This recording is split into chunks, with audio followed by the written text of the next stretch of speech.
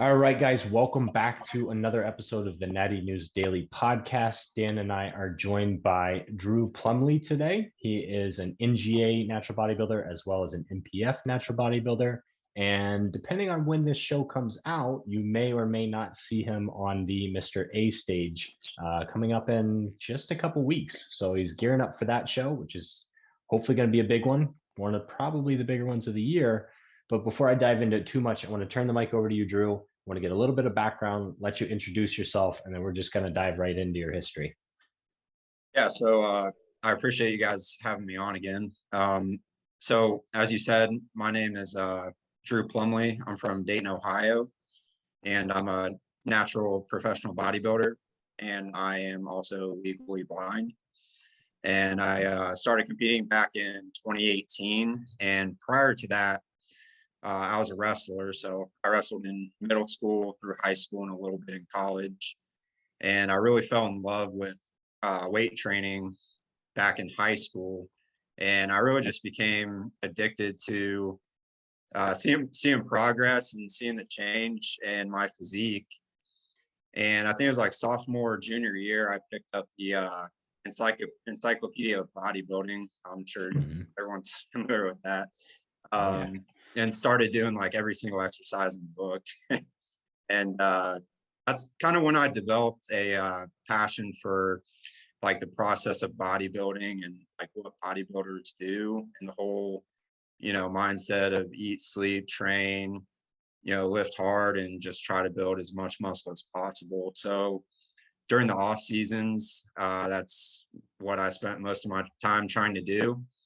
And my freshman year, I was probably around 145 pounds. And by the time I graduated from my senior year of high school, I was around like 195, 200, pretty lean with, six pack and everything. But, in hindsight, that whole process was, really me just trying to kind of fill a void in my life created by my disability and being bullied a lot in middle school. And it kind of led me to the mindset of like, I don't want to be known as, the kid in high school that's blind. I want to be known as like the kid in high school who's like freaking jacked. So, so that's kind of how I got started. And, ultimately, I guess that's kind of how I ended up where I am today in regards to the bodybuilding industry. Yeah. So, I mean, obviously your story is very unique, with the disability, eyesight and everything. But I feel like that story is mirrored in a lot of people's kind of like initial story, right? Troubles, whether it's at home or in school or, emotionally or what have you. And they use the gym as a way to kind of reinvent themselves or kind of like deal with some of those stressors. Now, I find it interesting that you were a wrestler, I would assume at a relatively high level, because you said you did some in college as well, but your training in the off season was very much bodybuilding specific. Did you know that you kind of wanted to get into bodybuilding, or was it just something you liked and you thought, hey, if I'm a little bit bigger, maybe I'll be a better wrestler, right? Because it doesn't seem like your training in the off season was very sport specific per se. Yeah. So, I was really fortunate to have a, great high school wrestling coach who, had a large impact on who I am today, but he also definitely knew his way around the weight room more than, a lot of high school coaches. So he taught us really, really well, I feel like. And so I would do like team lifts and team workouts. And then, on the other days I would go to like the YMCA and do like 20 sets for biceps and 20 sets of chest. But yeah, I mean, to kind of answer your question, I was trying to train to improve my performance as a wrestler, but again, like I kind of just became addicted to like seeing the progress and like seeing my physique change over time. I remember one day before practice, my coach had asked me if I was ever interested in doing a bodybuilding competition. And, at the time I was just kind of turned off about the idea of like getting on stage and like flexing in a Speedo. Um, so Which is slightly ironic for a wrestler to say, because I was terrified of joining the wrestling team because I was like, oh, wearing tights in front of a bunch of people, I don't know about right. that. And then here we Well, all are. So yeah, I And mean, it was close. yeah, I mean, I was already definitely used to that, so that didn't really Mhm. bother me anymore. And, neither does like being on stage either. Um, but no, so like I really figured out that I wanted to do a show when I was in college. So I had wrestled a little bit in college. My freshman year, I went to Wright State and they didn't have a wrestling team, and I really missed wrestling. So I found another kid kind of in the same situation as me, like missed wrestling a lot, but they didn't have a team. So um, we actually trained together, and he ended up transferring to Finley and walking onto the team. And I ended up transferring to OU and walking onto their program. Um, and, I didn't see it through my whole college career. Um, so, after wrestling, I, that's kind of when I really wanted to just focus on my physique. And then eventually I got really into like the YouTube space, following all the bodybuilders. And then I downloaded an Instagram finally, and uh, started posting some stuff and connected with a guy on there, John Harris. He's actually my coach. I reached out to him because I was interested in doing a show, and then yeah, he kind of set me up with my first one in 2018. So Mm-hmm. Mm-hmm.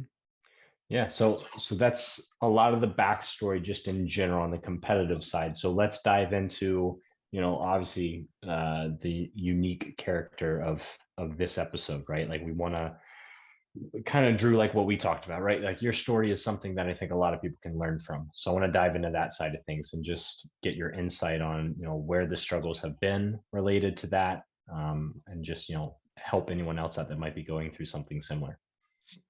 yeah, so um, well, I guess just to provide a little more background on my actual disability.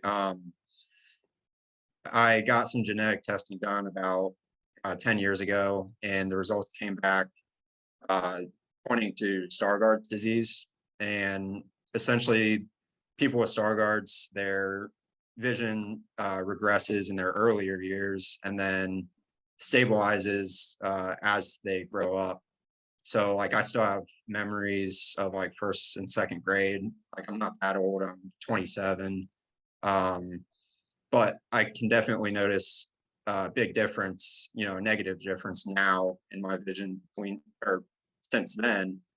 But the past like 15 years ago, it's been pretty stable.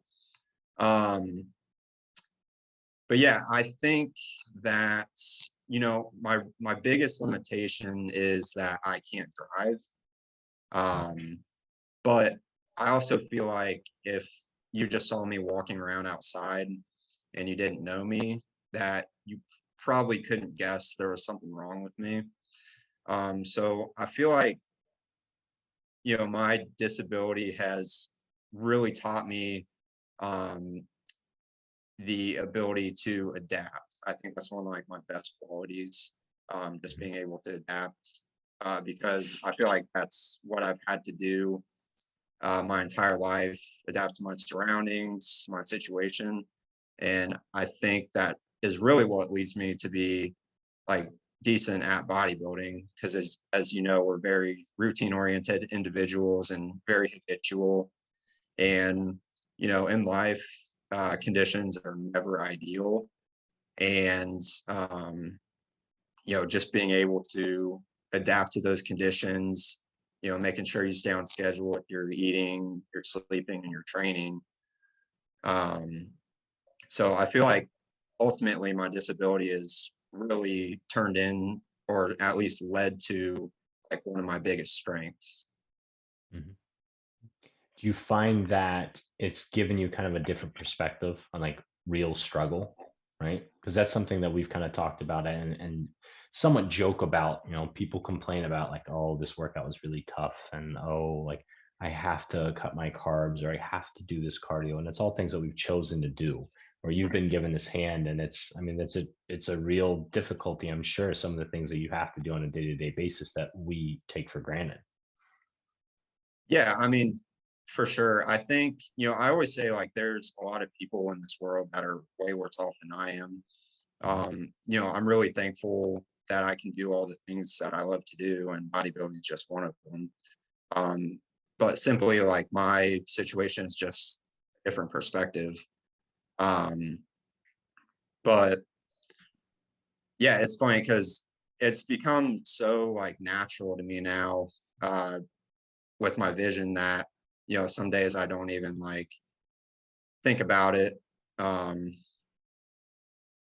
but other days, I'm extremely uncomfortable, like whether it's walking down, a street and, crossing the street, or even just at work, like, if someone sets something down where it's not supposed to be, Mhm. because I work at a gym, I'm a personal trainer, and Mhm. so I can get like frustrating at times. Mhm. Um, but yeah, I think that, in my earlier years where I was trying to, kind of hide that part of myself with and replace it with like the bodybuilding, I think that kind of mindset is really detrimental to personal growth and personal development, because I think it allows you to make excuses for yourself, and it makes it a lot easier to not put yourself in uncomfortable situations. And really, that's the only way you're going to grow. Um, so, like, my mindset now is really completely different from that. Like, I'm a lot more accepting of who I am, um, and like what I'm able to do. And I feel like that's just, when you kind of develop that mindset, you're just able to, put yourself out there more and just grow as a person a lot more. Yeah, yeah. It's almost like here I am in spite of everything instead of, oh, I can't do this because of. Yeah, I like Right. that. I like that Right. mindset. It's like, I mean, you can operate on two playing fields, like one of them being how it should be, or the other one being how it is. And if you operate on the playing field of how it should be, you are not going to make it very far in this life. Mhm. Um, Yeah, and because you're playing a hand that's you weren't dealt. So right, right. And I mean, I've been there. Like I've made excuses for myself. Um, but then I've also been on the side of, like I'm not going to make any excuses for myself. I'm just going to, grind through it. So like I've experienced both. And I think like that's what I love so much about bodybuilding is like each prep, I think I learned something different about myself. Um, just because like it's not easy. It's by no means is it the hardest thing in the world. I was just listening to a David Goggins podcast, and he was talking about running ultra marathons, and I'm like, man, that makes prepping for a bodybuilding show look like nothing. Yeah. But it's definitely like something that's very rewarding for me. Just pushing through that uncomfortable feeling. Mhm. Well, I'm sure. I mean, it's something that you can control, right? Absolutely. And that's for all of us, right? Like, I think that's why a lot of us go to bodybuilding. And some people probably erroneously use prep as a way to claim some control in their life when they don't have it. Maybe when things are a little bit chaotic in their life. But I think, yeah, I mean, in your situation, I could see completely where, the food you can control, like what you put into you, how much expenditure, what your training is. So those are all factors that, in the grand scheme of things, ultimately come down to you. Right. and I mean, at the end of the day, like, some people say we don't have a lot of control over our life. And that's kind of true, because the only thing we do control at the end of the day are the decisions we make. But we're constantly making decisions every second of the day. So you do definitely have a lot of control over your life, for sure. Yeah, absolutely. No, I love it. So getting into the specific challenges that are presented to you with bodybuilding, it's a very visual sport. There's a lot of posing involved, practicing posing involved. How is that for you? What is that process like for you? Does that present any challenges for you? Are there any specific things that you do to mitigate if there are any problems specific to you? I mean, you have a coach. To walk me through your process a little bit, how, and I'll be honest, like, prepping for the Mr. America, in the past, I've definitely taken my posing for granted. But this time I've been a lot more strict with practicing. And, I like to get a lot of feedback from other people on, like, my posing, just because I feel like it's very subjective. Like, one person may think it looked good, the other person may think might not look so good. But I'm almost kind of noticing, like, maybe there is a little struggle of a learning curve for me, because when I'm sitting there looking at myself in the mirror, it's not as easy for me to pick out the detail. And, like, if, like, my quads are in, that's, like, really hard for me to see. So yeah, I mean, that's a struggle, but I mean, it's not an excuse. So I can just go to someone else, or just go to a coach for posing.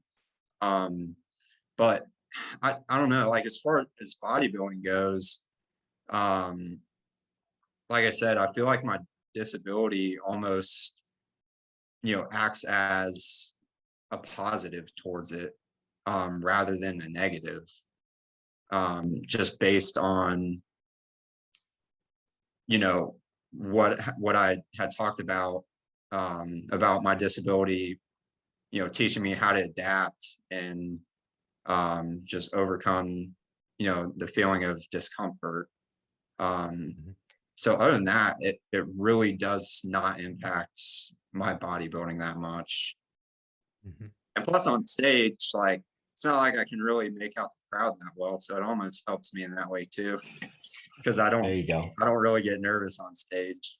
So Yeah, that's certainly an edge compared to some people. I know a lot of people get a little bit nervous. Now I'm wondering too, because I'm thinking about learning some of these big movement patterns, and how there's a lot of visual cues and watching in the mirror and stuff like that. Do you find that because of the issues that you face, you learned more from, like, feel and proprioception and kind of like the mind muscle connection? it's funny you say that, because I mean, that's a big possibility. I feel like I'm very in tune with my body, and I don't. I mean, you're right. I don't rely on the mirror when I'm training. Um, and like I said, I personal train, so maybe you're wondering about that too. As far as my clients go, like, movement, there's always a certain shape to movement. And I can see shapes pretty well. So whenever I'm looking at someone's form, I'm always looking for a certain shape. And I know it's going to be different for everyone. But relatively speaking, there's several characteristics, that overlap others. But it's up close and personal, so it's really not that hard for me. But yeah, as far as training myself, like you said, I feel like I do rely a lot on feel and less visual feedback. Which could be an advantage, because a lot of people really, I mean, think about how many people say when they're first learning to do a pull up or a lat pull down, like, oh, I only feel it in my biceps, right? Where, like, because you're so introspective, I'm assuming some of these things come easier because you're really thinking about like what the muscles are actually doing and what all is happening in your body, and not just going from A to B. Right. I mean, like I said, that's definitely a possibility. Um, you know, it's hard for me to kind of think back to when I first started weight training and, you know, go back to that feeling. But yeah, I think that's definitely a possibility. Mhm. Yeah. And, you know, like you said, there's specific movement that happens with every lift. So, you know, with your clients, I'm just thinking from like a physical therapy standpoint, there's this huge debate now, like what is proper form and should we worry and should we not worry? And is it related to injury and is it not? And the debate goes on and on depending on who you ask. But I think sometimes those that are trying to be evidence-based are a little bit over critical and like hyper vigilant on this minor changes, which may just be like anatomical changes with somebody. So the fact that you are looking more like big picture, broad strokes, I mean, you're looking over like, what is the quality of this movement rather than like, is their knee slightly, you know, valgus in half a centimeter when they hit the hole in the squat, which may or may not be necessary or important to know. Right. Yeah. I mean, every movement has a motor and a sensory component to it. And as long as it looks good and as long as they're feeling it in the right spots, then I'd say it's an effective movement. Mhm. So Yeah. Yeah. If it targets the muscle effectively, you're progressively loading it and it's not actively causing pain. Yeah. Checks my boxes. yeah, absolutely. Yeah. So transitioning a little bit here, what's your plan for this year? Obviously, you have Mr. America coming up in a few weeks. Is that your only show on schedule, or do you have some other shows planned? What's in the cards Yeah, for you? yeah. So Mr. America, um, it I'm a little uncertain right now. I may do just a local show in December. Someone I know puts it on. It's non-sanctioned. It's more for fun. So I may do that in December, but I'm just trying to get through this one first. So potentially could be my only show for the year.